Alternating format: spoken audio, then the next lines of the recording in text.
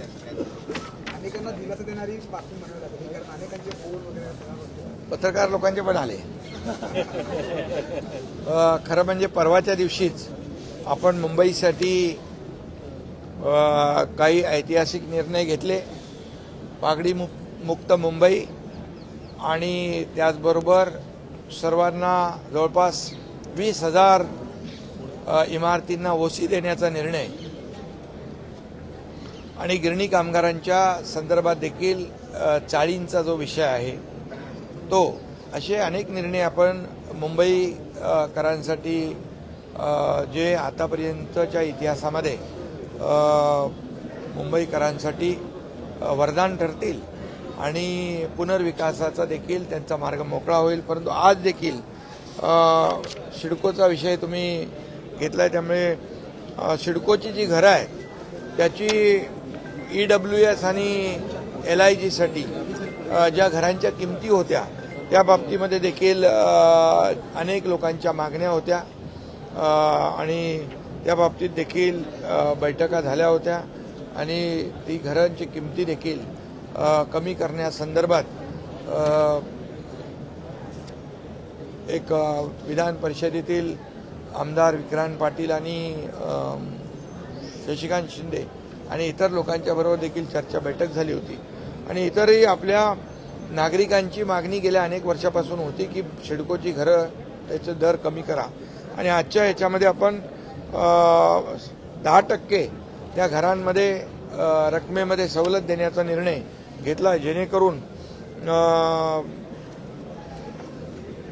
नव्या मुंबईमध्ये जवळपास 17,000 घरं या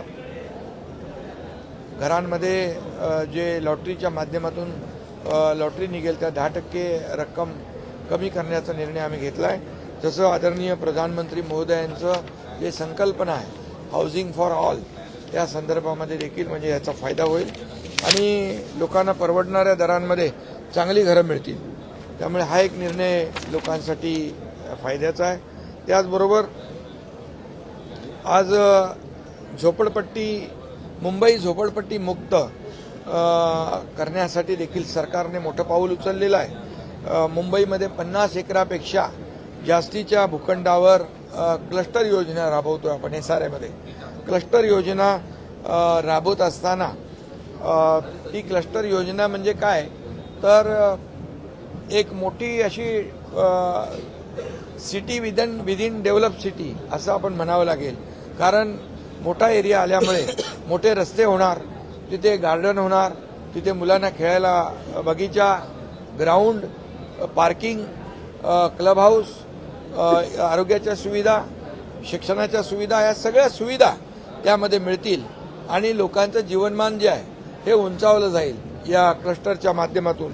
आणि पहिल्या टप्प्यामध्ये आम्ही 17 प्रकल्पांची निवड केलेली आहे.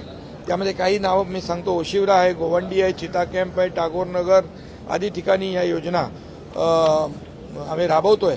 आणि सगळ्यात महत्त्वाचं म्हणजे रमाबाई आंबेडकर नगर घाटकोपर 17,000 घरांचं आपण क्लस्टर करतोय आणि त्याला SRA आणि MMRDA यांनी सुरुवात देखील केलेली आहे. आणि तिथं त्यांना असं वाटलं होतं की 20-25 वर्षापासून भाडंही मिळत नाही, घरंही मिळत नाही, डेव्हलपरही गेलाय सोडून. मग अशा ठिकाणी 137 कोटी रुपयाचं भाडं त्या ठिकाणी SRAने दिलं. मी स्वतः जाऊन चेक वाटप केलेला आहे. आणि त्यामुळे रमाबाई आंबेडकर नगर हे क्लस्टर सुरू झालेलं आहे. ठाण्यामध्ये 5 क्लस्टर सुरू झालेले आहेत आणि त्यामुळे ही 17 क्लस्टर जी आहेत ही देखील युद्ध पातळीवर सुरू होतील. आणि यामध्ये आम्ही ज्या आपल्या शासकीय प्राधिकरणं आहेत जसं MMRDA आहे, सिडको आहे, म्हाडा आहे, त्याचबरोबर MSRDC आहे, MIDC आहे, BMC आहे, इत्यादी ज्या प्राधिकरणं आहेत त्यांना देखील त्याच्यामध्ये JVमध्ये घेतोय, जेणेकरून त्यांना फंड रेज करणं सोपं होईल आणि लोकांचा एक विश्वास देखील या आपल्या शासकीय प्राधिकरणं असल्यामुळे वाढेल. आणि म्हणून मोठ्या प्रमाणावर टप्प्याटप्प्याने आपण ह्या योजना राबवतोय. त्यामुळे खऱ्या अर्थाने बाळासाहेबांचं जे स्वप्न होतं 40 लाख लोकांना घरं देण्याचं, त्याचं एक पाऊल आपण टाकलेलं आहे असं म्हटलं तर वावगं ठरणार नाही. त्याचबरोबर SRA अभय योजनेला 31 डिसेंबर 2026 पर्यंत आपण मुदतवाढ दिलेली आहे. ती अभय योजना तिची मुदत संपली होती. काही SRA योजना ज्या आहेत त्या वंचित झाल्या होत्या त्यापासून नागरिक, त्यामुळे ते देखील SRA अभय योजनेला 31 डिसेंबर 2026 पर्यंत आपण मुदतवाढ देतोय. SRA प्रकल्प आता मोठ्या प्रमाणावर सुरू होतील. त्याच्या तक्रारी त्याच्या 2000च्या वरती काहीतरी केसेस आहेत. त्यामुळे ह्याचा जलद निपटारा करण्यासाठी AGRC जे आहे त्याची देखील संख्या वाढवण्याचा निर्णय घेतला आहे, जेणेकरून जे केसेस सुरू आहेत या केसेस तात्काळ युद्धपातळीवर सोडवता येतील आणि लोकांना मोठ्या प्रमाणावर दिलासा मिळेल आणि पुनर्विकासाचा मार्ग जो आहे मोकळा होईल. म्हाडाच्या ओसीसाठी देखील अभय योजना जी होती त्याला देखील आपण 31 डिसेंबर 2026 पर्यंत 1 वर्षाची मुदतवाढ दिलेली आहे. यामध्ये देखील म्हाडाचे जे रहिवासी आहेत त्यांना देखील याचा लाभ होईल. त्याचबरोबर मुंबई महापालिकेच्या लीज प्लॉटवर महापालिकेच्या कर्मचाऱ्यांची जी घरं आहेत ती घरं 83 अशा वसाहती आहेत, 83 प्लॉट आहेत आणि त्याकरिता देखील जे काय प्रीमियममध्ये सवलत देणं, इतर जे काही इन्सेंटिव्ह FSI देणं, यासाठी मुंबई महापालिका आयुक्तांना प्रस्ताव तयार करण्याच्या सूचना मी दिलेल्या आहेत, जेणेकरून सफाई कर्मचाऱ्यांच्या वसाहती आहेत, इतर कर्मचाऱ्यांच्या वसाहती आहेत, या सर्व कर्मचाऱ्यांना त्या ठिकाणी पुनर्विकासामुळे न्याय मिळेल आणि चांगली घरं मिळतील. त्याचबरोबर फनेल झोनचा जो रखडलेला प्रश्न होता, आता मुख्यमंत्री महोदयांनी खालच्या सभागृहात देखील त्याच्यावर सुतोवाच केलं होतं म्हणून निवेदनामध्ये. रखडलेल्या इमारतींचा पुनर्विकास जे फनेल झोन आहे, फनेल झोनमध्ये जे हाईट रेस्ट्रिक्शन आहे त्या हाईट रेस्ट्रिक्शनमुळे त्यांना पूर्ण FSI वापरता येत नाही आणि तो FSI वापरता न आल्यामुळे पुनर्विकासाला खीळ बसलेली आहे. आणि म्हणून या ठिकाणी जसं पुन्हा एकदा मी सांगतो, प्रधानमंत्री महोदयांचं हाऊसिंग फॉर ऑल हे जे काही स्वप्न आहे, संकल्पना आहे, त्याला एक गती देण्यासाठी आम्ही इथं जे पुनर्विकासाच्या योग्य ज्या इमारती आहेत, धोकादायक आहेत, त्यांना वाढीव FSI देतो. EWSला 300 चौरस फूटपर्यंतचा FSI विनामूल्य प्रदान करण्यात येणार आहे. त्याचबरोबर LIGमध्ये 600 चौरस फूटपर्यंतच्या सदनिकांना पुनर्बांधणीसाठी विनाशुल्क व्हावी यासाठी देखील या योजनेमध्ये तरतूद केलेली आहे. या योजनेत खालीलप्रमाणे FSI देय असणार आहे. जमीन मालक मूळ जमिनीच्या मालकी हक्का इतका बेसिक FSI त्यांना त्यांच्या मालकी हक्काच्या प्रमाणामध्ये देय राहील. संरक्षित भाडेकरूंना त्याचं संरक्षित क्षेत्रा इतकं FSI किंवा 30 चौरस मीटर यापैकी जो अधिक असेल तो देण्याचा निर्णय झालेला आहे. अधिकृत रहिवाशांना त्यांच्या ताब्यातील क्षेत्रा इतका FSI किंवा 30 स्क्वेअर मीटर क्षेत्रफळ यापैकी जे अधिक असेल तो अनुज्ञेय राहील. आणि म्हणून EWS आणि LIG सदनिकाधारकांच्या पुनर्बांधणीसाठी आवश्यक इन्सेंटिव्ह FSI देखील त्या ठिकाणी दिला जाईल. आणि म्हणून या बाबतीत देखील नवीन योजनेमध्ये विनियोजन 33/7, 33/9 या नियमांतर्गत इन्सेंटिव्ह प्रीमियम अनुषंगिक त्यांना फायदे जे आहेत ते देखील कायम राहतील. आणि त्यामुळे या ठिकाणी फनेलमध्ये जे लागू केलेले नियम आहेत तेच नियम डिफेन्ससाठी देखील डिफेन्सच्या जागेमध्ये असलेली ज्या काही इमारती आहेत, रहिवासी आहेत, त्यांना देखील या फनेल झोनच्या धोरणाचा फायदा होईल आणि त्यांचा देखील पुनर्विकासाचा मार्ग मोकळा होईल, जेणेकरून मुंबईमध्ये आता कुठल्याही इमारतींचा पुनर्विकास थांबणार नाही आणि पुनर्विकासाचे जे अडथळे होते ते आपण दूर केलेले आहेत. मुंबईकर जो मुंबई बाहेर फेकला गेलेला आहे त्याला पुन्हा मुंबई आणण्यासाठी आम्ही हे निर्णय घेतलेले आहेत. आणि मला वाटतं मुंबईकरांना मोठा दिलासा देणारे हे निर्णय, परवा घेतलेले निर्णय देखील आणि आज घेतलेले निर्णय देखील ऐतिहासिक आहेत. आतापर्यंतच्या इतिहासामध्ये गेल्या अनेक वर्षापासून ही जी मागणी होती मुंबईकरांची, पुनर्विकास रखडलेला आहे, इमारती पडतात, लोकांचा जीवितहानी होते आणि यासाठी या पुनर्विकास प्रकल्पांसाठी किंबहुना पुनर्विकासामध्ये असलेले अडथळे दूर करण्यासाठी सरकारने एक मोठं धोरणात्मक पाऊल उचललेलं आहे गृहनिर्माण विभाग आणि नगरविकास विभागाने. याचं मला समाधान आहे आणि म्हणून या ठिकाणी आपण मोठ्या प्रमाणावर हे निर्णय घेतलेत. त्याचबरोबर मुबलक घरं जे PAPसाठी उपलब्ध झाली पाहिजे, प्रोजेक्ट अफेक्टेड पर्सनसाठी, म्हणजे रस्ते आहेत, भुयारी गटार योजना आहे, फ्लायओव्हर आहेत, इतर जे काही प्रकल्प आपल्याला मुंबईत करायचे आहेत, पण त्यासाठी हाऊसिंग स्टॉक पाहिजे आणि म्हणून हाऊसिंग स्टॉक वाढवण्यासाठी देखील आपण प्रयत्न करतोय. जे PAPची घरं काही ठिकाणी विकासकांकडे आहेत, ती देखील आपल्याकडे ताब्यात घेतली जातील आणि नवीन हाऊसिंग स्टॉक जो आहे या विविध माध्यमातून आपण तो देखील हाऊसिंग स्टॉक उपलब्ध करून घेतल्यामुळे हाऊसिंग बँक एक प्रकारची आपण तयार करतोय, जेणेकरून पुनर्वसनासाठी कुठेही घर कमी त्यांना घराची अडचण भासणार नाही. हा देखील एक मोठा निर्णय आपण घेतलेला आहे. आणि त्याचबरोबर एक खारफुटीचं संरक्षण जे आहे, मँग्रोवर देखील गेल्या अनेक वर्षापासून चर्चा होती की मँग्रोबद्दल कुठलंही धोरण सध्या तरी नाही आहे आणि त्यामुळे मँग्रोची मोठ्या प्रमाणावर कत्तल होते आणि मँग्रो मोठ्या प्रमाणावर त्या ठिकाणी कत्तल झाल्यामुळे पर्यावरणाचा देखील ऱ्हास होतो आणि म्हणूनच या आज जे मालकी हक्काचे मँग्रोव ज्याच्यावर आहेत त्यांना कुठलंही धोरण नसल्यामुळे ते मँग्रोव जे आहेत ते त्याच्यावर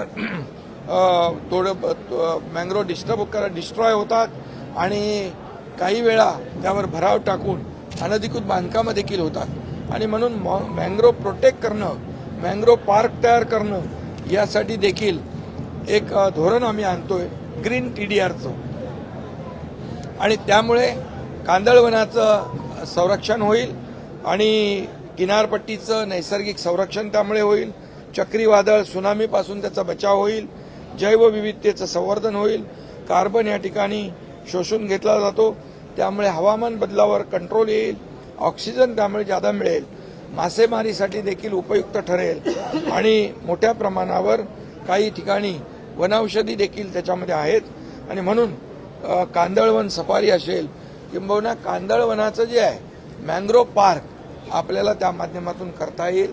हे देखील धोरण आम्ही त्या ठिकाणी आणतो जेणेकरून पर्यावरणचा समतोल राखला जाईल आणि त्याचा फायदा राज्यातल्या सर्व लोकांना होईल. अशा प्रकारचे अनेक निर्णय आम्ही घेतलेले आहेत मुंबईकरांसाठी आणि हेच निर्णय इतर शहरांना देखील मुंबई बाहेरच्या MMRमध्ये किंबहुना राज्यभरातल्या इतर शहरांसाठी देखील हे निर्णय आम्ही टप्प्याटप्प्याने लागू करणार.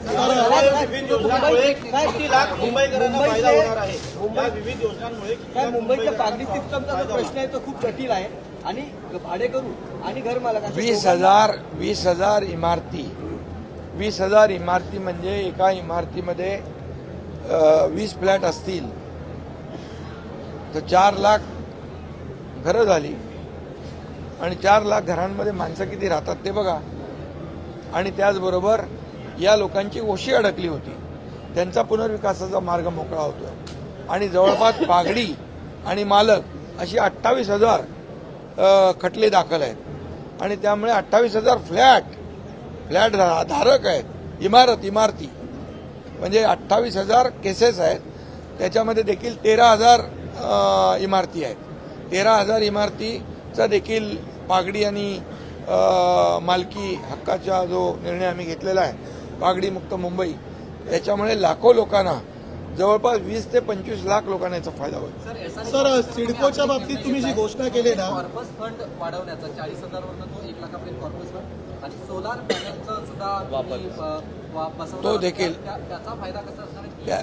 तो देखील कॉर्पस फंड SRA मध्ये वाढवल्यामुळे नागरिकांना एक प्रकारचा फायदा होईल आणि सोलरमुळे देखील जे काय बाकी कॉमन आपण वापरतो वीज ती फ्री होऊन जाईल यामुळे आणि मेंटेनन्स फ्री होईल, मेंटेनन्स निघेल, ह्या सगळ्या म्हणजे मेंटेनन्स फ्री त्या भागातल्या नागरिकांना मोठा दिलासा मिळेल. शिंदे साहेब, तुम्ही सिडको बद्दलची पहिली घोषणा केली तो 17,000 घरांचा प्रश्न मिटतोय, मात्र जवळपास 65,000 घरं आता निर्माणाधीन आहेत. दुसरी गोष्ट जी लँड कॉस्ट पकडली जाते सिडकोकडून, जी नो प्रॉफिटवरती काम करण्याची गरज आहे, ही कॉस्ट ऑलरेडी वेगवेगळ्या ठिकाणाहून सिडकोने वसूल केलेली असते, त्यामुळे या घरांच्या किमती खूप एक मिनिट फक्त एकच आहे.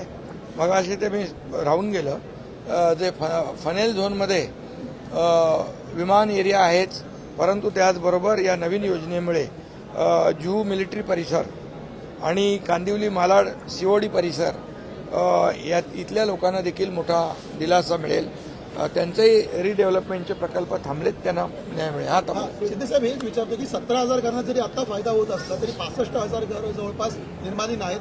विक्रांत पाटील यांनी जो मुद्दा उपस्थित केला होता की लँड कॉस्ट सिडको पकडते, त्यामुळे या घरांच्या किमती फुटतात बिल्डरांपेक्षा. आता आम्ही 10% त्याच्यामध्ये कमी करण्याचा निर्णय घेतलेला आहे.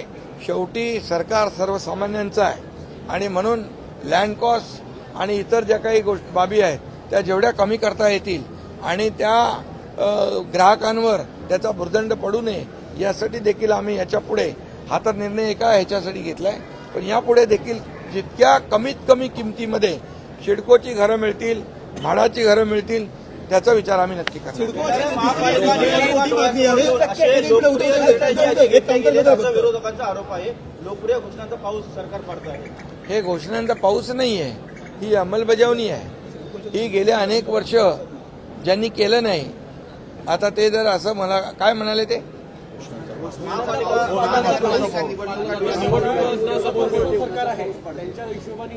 हे राहणारे हे जे बिल्डिंगमध्ये राहणारे डेव्हलपर आहेत का, हे सर्वसामान्य लोक आहेत, हे गिरणी कामगार आहेत, सर्वसामान्य मुंबईकर आहेत. या लोकांच्यामुळेच मुंबईकर गेला नाला सोपाऱ्याला, गेला वसईला, इकडे गेला बदलापूर, अंबरनाथ, वांगणीला, त्यांना आम्हाला पुन्हा मुंबईत आणायचं आहे आणि म्हणूनच आम्ही ही योजना केलेली आहे. जे बाळासाहेबांचं स्वप्न विसरले ते आम्ही बाळासाहेबांच्या स्वप्नाची पूर्तता करतोय आणि प्रधानमंत्री नरेंद्र मोदीजी यांचं सर्वांसाठी घरं हे जे धोरण आहे त्याची आम्ही अंमलबजावणी करतोय. ज्यांनी मुंबई विकली ते आमच्यावर काय आरोप करणार. गेले अनेक वर्ष मुंबईमध्ये दिल्या का सुविधा, आम्ही मुंबई टिकवतोय, मुंबई टिकवली आणि या सगळ्या लोकांना आम्ही पुन्हा मुंबईमध्ये आणण्याचा जो आमचा मानस आहे तो आमचा हेतू स्पष्ट आहे.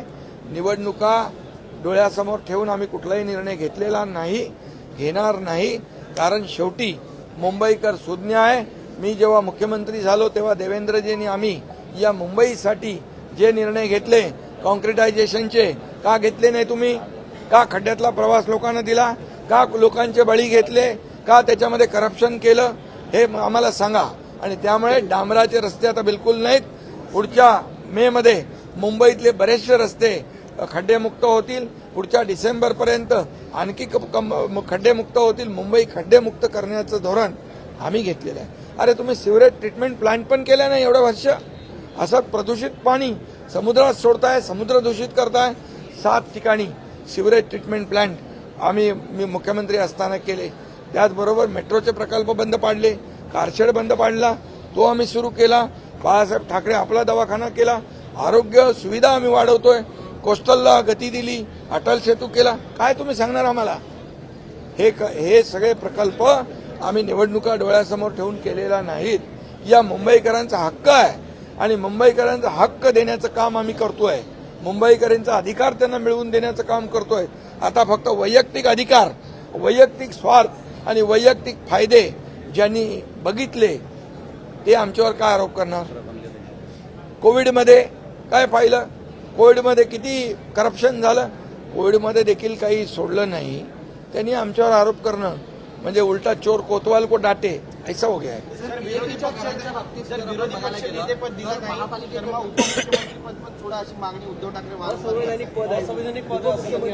अरे अरायवल आणि डिपार्चर झालं का. अरे मी मुख्यमंत्री होतो तेव्हाही ते असंच म्हणायचे मुख्यमंत्रीपद घटनाबाह्य आहे.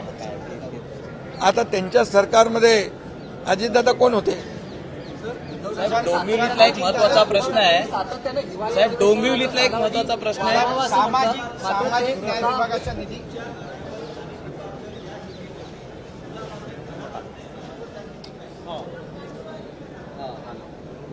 आयत्या वेळावर नागोबा असं आम्ही नाही. आम्ही मेहनत करतो आणि संघर्ष करून आम्ही इथं आलेलो आहे. एक शाखा प्रमुख ते मुख्यमंत्री, एक शेतकऱ्याचा मुलगा ते मुख्यमंत्री, हे हजम झालं नाही, अजूनही होत नाही, अजूनही पोटदुखी आहे. बाळासाहेब ठाकरे आपला दवाखाना आम्ही त्यांच्यासाठी काढलाय, मोफत फ्री ट्रीटमेंट, पण पोटदुखी जात नाही. त्यांना तुम्हीच आता जमाल गोटा द्या. साहेब,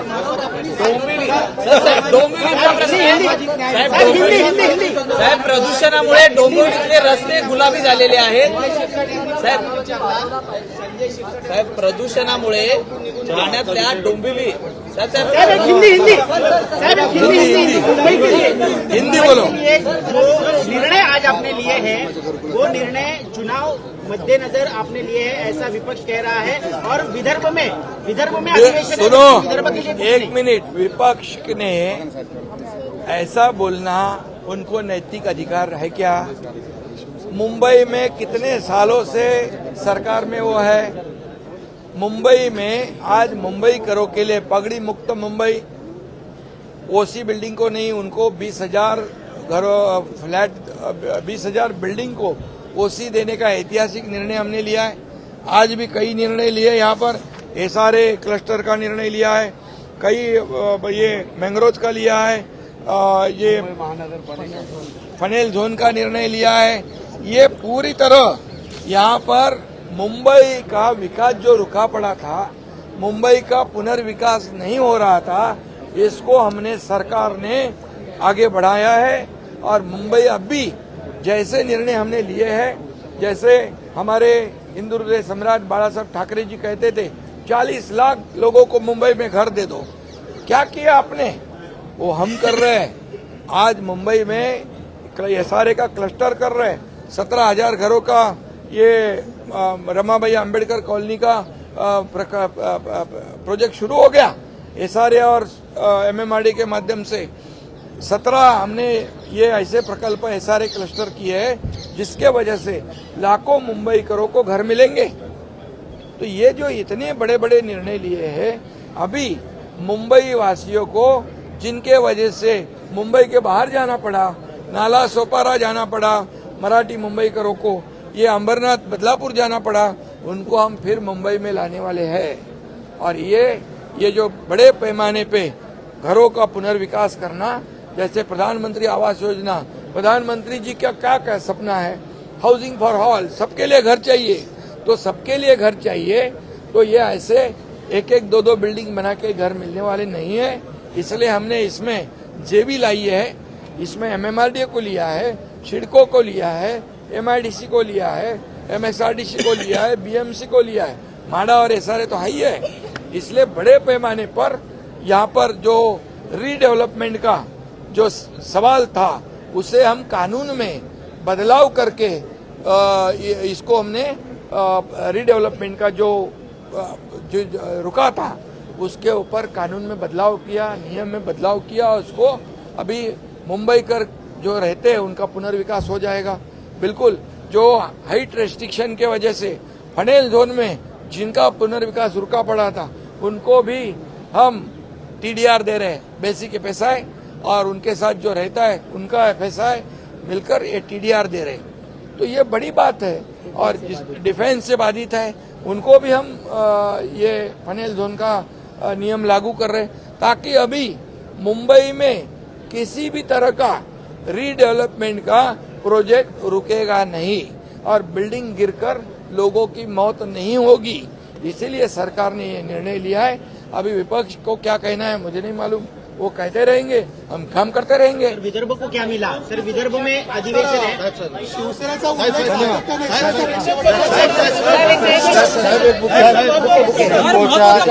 आपण निर्णय जाहीर केला. आपलं खूप खूप अभिनंदन आणि आभार सगळे आभार सर्व मुंबईकरांकडनं आपल्याला खूप आभार. आभार. शिवसेना आणि धनुष्य हाऊसिंग मॅन ऑफ महाराष्ट्र झाले आहेत साहेब. Housing man of Maharashtra. कोर्टाने तुम्हाला शिवसेना दिलेली असताना ही शिंदे सेना म्हणून तुमचा उल्लेख केला. ते तुम्ही करता, आम्ही नाही करत.